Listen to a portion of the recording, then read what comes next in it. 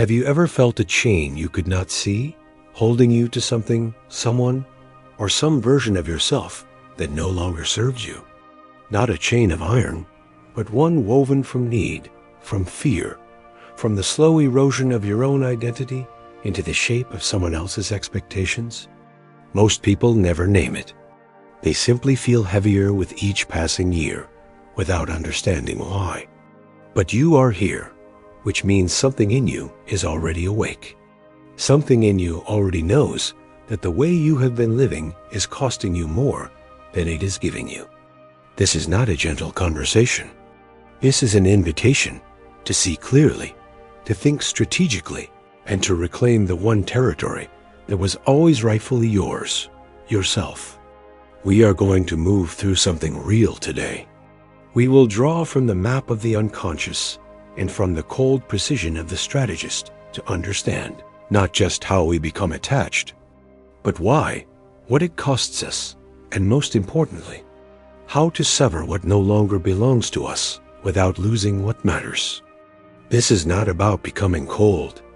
It is about becoming free, not detached in the sense of distant, but detached in the sense of sovereign. If that word lands somewhere in you, stay. You are in exactly the right place. Let us begin with the power of detachment and why it is the most strategically important thing a man can develop. When you cling too tightly to people or situations, you hand them power over your internal state.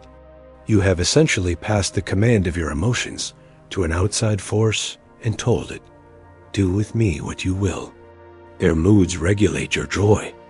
Their approval determines your confidence. Their absence becomes your collapse. This is not love. This is dependency dressed in the costume of love. And dependency, in the architecture of power and in the architecture of the psyche, is always a liability. Think of your emotions as a kite. Each string tied to a person, a validation, an outcome, a fear, is a thread through which external winds can pull you off course. If you hold too many strings or grip one too hard, you are no longer flying. You are being dragged. The work of the inner strategist is not to cut every string in cold withdrawal, but to choose consciously which threads are worth holding and which have been quietly strangling you. This is the discipline that few people talk about because it requires honesty that most cannot tolerate. You have to look at your attachments not with sentiment, but with surgical clarity. And then you have to ask yourself, are you holding this because it feeds you, or because you are afraid of what you become without it? That is not a comfortable question, but it is the right one. Now, there is a deeper reason why we attach ourselves so desperately to people and outcomes, and it has almost nothing to do with the person or outcome themselves. It has to do with what lies beneath the surface of your personality, in the regions most people never visit. There is a dimension within each of us that the conscious mind refuses to acknowledge, the parts we have hidden, suppressed, exiled, or never developed.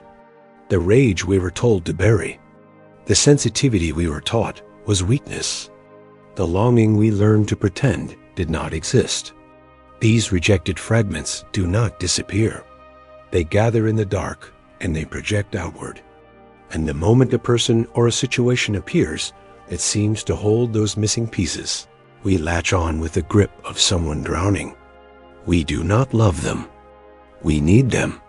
We need them to complete a story that is actually happening entirely within ourselves. This is not philosophy. This is the mechanism behind nearly every toxic attachment you have ever had. The person you cannot let go of is not extraordinary. They are a mirror.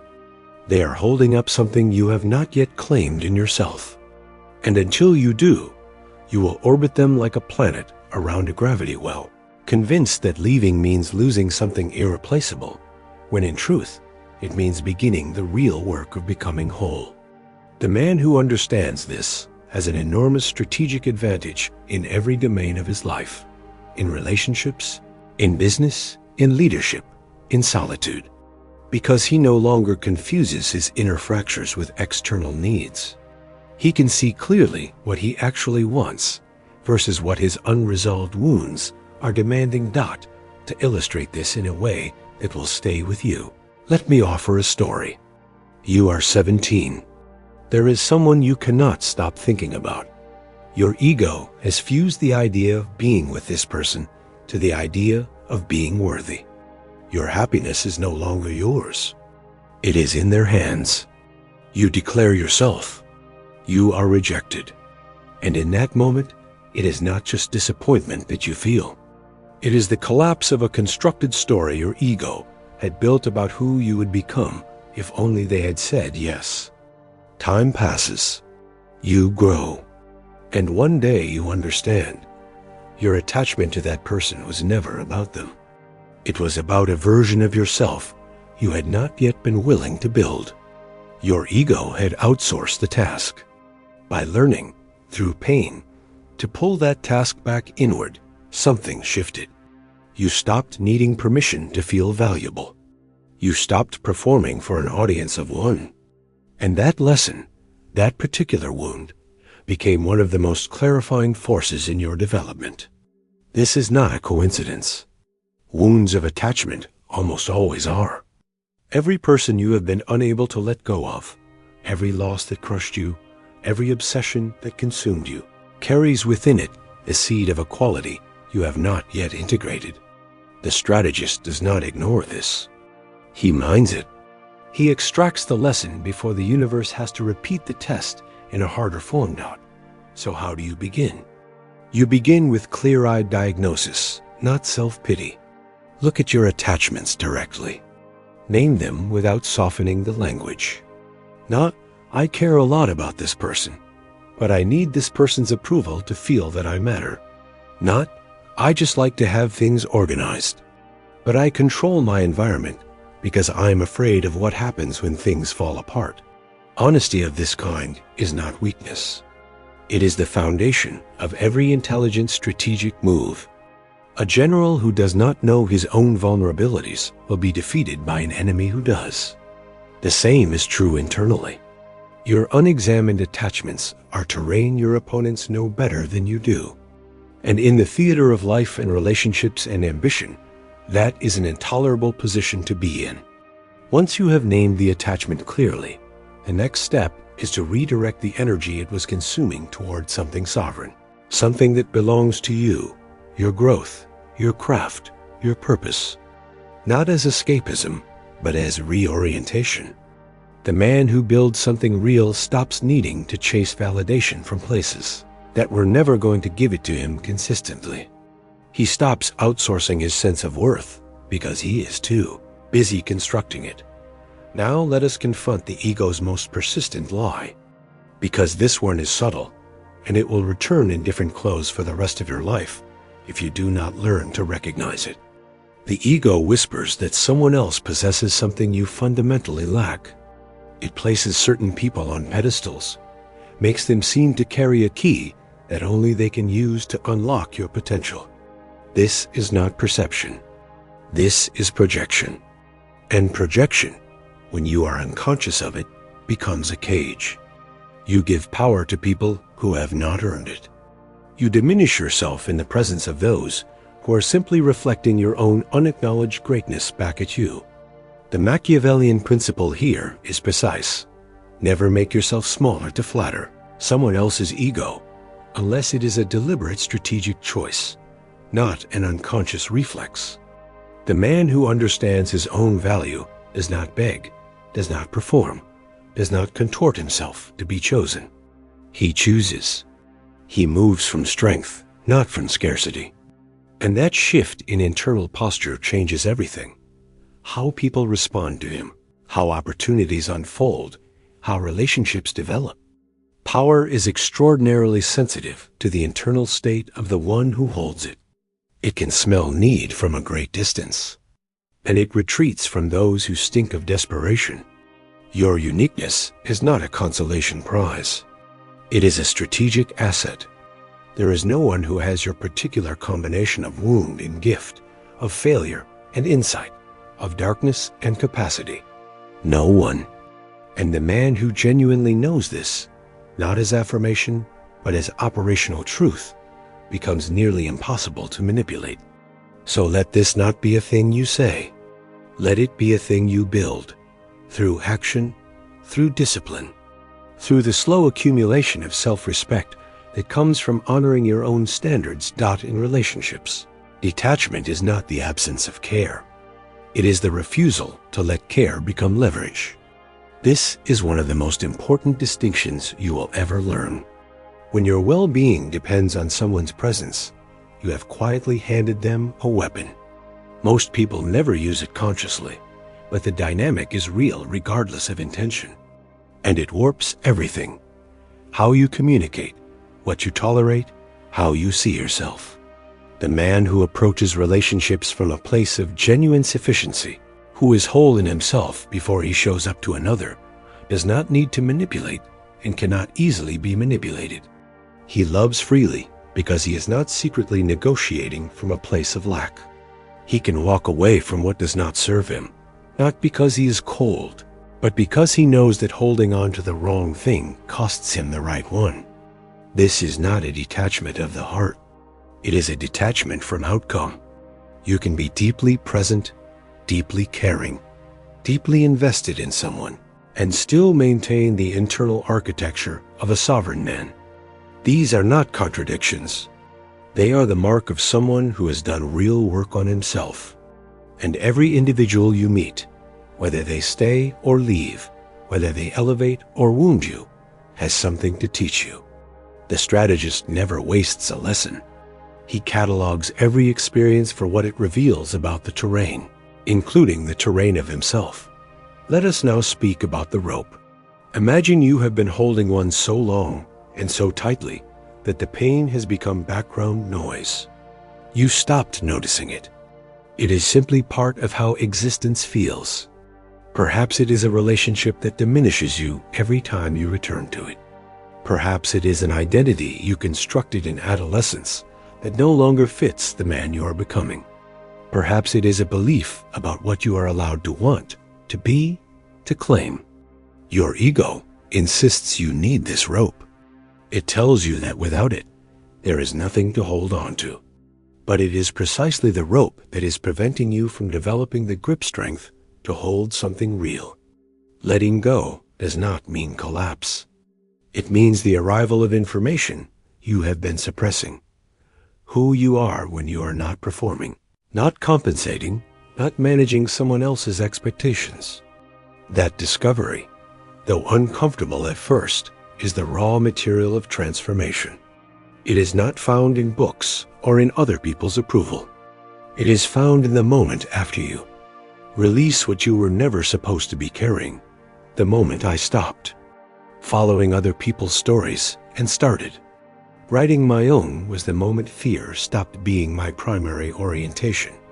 Not knowing every detail of someone else's journey does not mean you are missing something. It means you are finally paying attention to the only story that was ever truly yours to tell. The digital world is a relentless machine for producing comparison. Everywhere you look, someone is presenting an edited version of their life, polished and arranged to produce a specific emotional effect on the viewer. Most of what you see is architecture, not reality. It is designed, as all persuasion is designed, to produce a feeling of lack in the observer.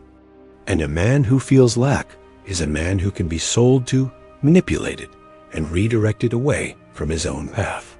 The strategic mind sees this mechanism for what it is. It does not engage with contempt, but with clarity. You understand the game being played, which means you are no longer an unconscious participant in it. You refocus on your own terrain, your own values, your own metrics of progress. You stop asking whether your life looks good from the outside and start asking whether it feels true from the inside. Those are almost never the same question. Now let us reach the center of this, the thing that matters most. Your most important relationship, the one on which every other relationship is built, is the one you have with yourself. Not the performed self, the curated self, the self you present to gain approval. The actual self, the one that exists when no one is watching, when there is no audience, when the mask comes off and you are left alone with what is real. Most men spend enormous energy managing the distance between these two selves. It is exhausting work, and it never ends, because the gap you are managing is internal, and internal gaps do not close from the outside. The path closes from within. By doing the real work of integration, meeting the parts of yourself you have rejected, understanding your own motivations without self-deception, taking responsibility for the patterns you keep repeating, even as you claim to want something different. A garden does not grow because you demand it. It grows because you understand the conditions it requires, and you create them deliberately, day after day, even when no one sees the effort. That is how a man builds himself. Not through grand gestures, but through the daily discipline of showing up honestly to his own development. And when that work is underway, something shifts in every relationship he enters. He no longer comes asking. He comes offering. And that is an entirely different kind of power. Here is something specific and practical that most people overlook. Learn to validate your own emotional experience. We are conditioned from early on to seek external confirmation that what we feel is acceptable.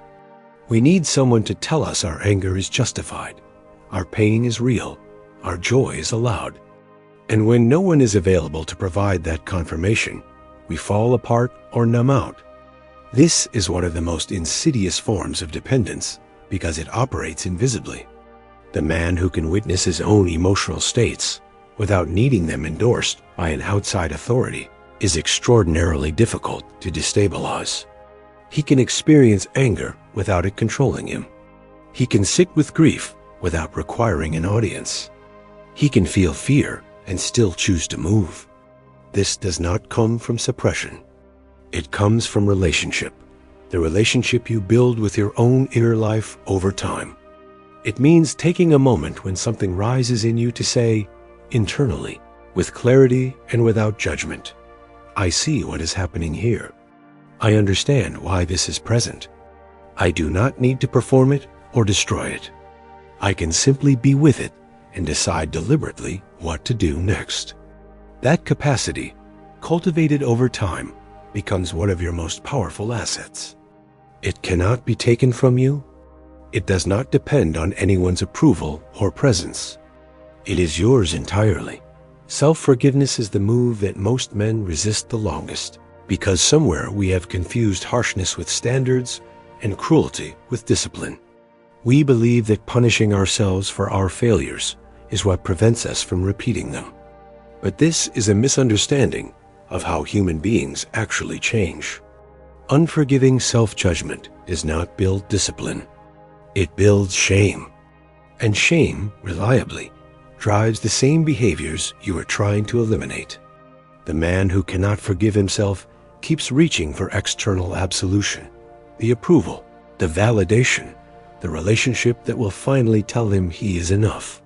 He never gets it, because no outside source can grant what must be generated internally. Forgiving yourself is not excusing yourself. It is not lowering your standards. It is the strategic recognition that you cannot navigate forward while your eyes are fixed on what is behind you. Take the lesson, discharge the guilt, and move. Every time you do, you become fractionally less dependent on others to repair your sense of self. Over time, those fractions accumulate into something solid, a man who holds himself with dignity, not because the world has confirmed him, but because he has chosen to dot the compulsive need to control, is one of the great betrayers of men who have never examined it. We grip circumstances, conversations, people, outcomes, not because we are strong, but because beneath the grip is a terror we have never named. The illusion of total control is the ego's most seductive promise. If you manage everything perfectly, nothing painful can reach you. But life does not honor that contract. And the energy spent maintaining the illusion is energy not spent building anything real. The strategist understands this with precision. True mastery is not the domination of circumstances. It is the ability to move intelligently within them, to influence what can be influenced, to release what cannot, and to retain the clarity to know the difference in real time. That clarity is only available to the man who has learned to tolerate uncertainty, not to enjoy it necessarily, but to move through it without being paralyzed by it. Every time you loosen your grip on something you cannot actually control, you reclaim a piece of your own energy. You stop pouring water into a vessel full of holes and begin to build something with real structural integrity. Do not make the mistake of identifying yourself with your emotional states. They are information, not identity. The anger is a signal. The grief is a signal. The anxiety is a signal. They are reports from your interior, asking to be read, not obeyed. The man who confuses receiving a signal with being the signal loses enormous degrees of freedom. He becomes reactive, predictable, and easily moved. Every emotion that arises in you is temporary. It will crest, and it will pass if you allow it to, if you do not feed it with resistance or amplify it with rumination. Behind all of it, beneath every wave, there is a stillness that is more fundamentally you than any of the weather passing through. The ancient depth psychologist would call it the self, the organizing center beneath the ego. The strategist would call it the ground of your operational capacity. Whatever name you give it, learning to inhabit it is the work of a lifetime, and it returns more than any external achievement ever will. Welcome the emotion. Name it. Let it move through you, and return to the center. Every time you do, you become a little less afraid of your own inner life and a little more free. Finally, presence. Not as a spiritual abstraction, but as a practical discipline. The mind attached to the past is processing old wounds as if they are current threats. The mind attached to the future is rehearsing scenarios that have not happened and may never happen. Both operations consume enormous resources and produce almost nothing useful. The man who can bring himself fully into this moment, this conversation, this decision, this breath, has an extraordinary advantage. He sees what is actually there, not what his history projects onto it. He responds to what is real, not to the ghost of what was, or the specter of what might be.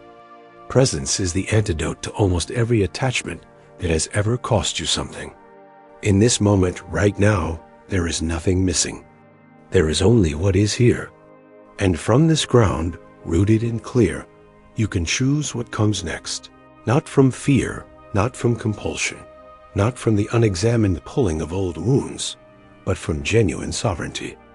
That is the life on the other side of this work.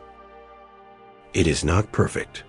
It is not without pain, but it is yours entirely, chosen and lived with your eyes open. That is everything.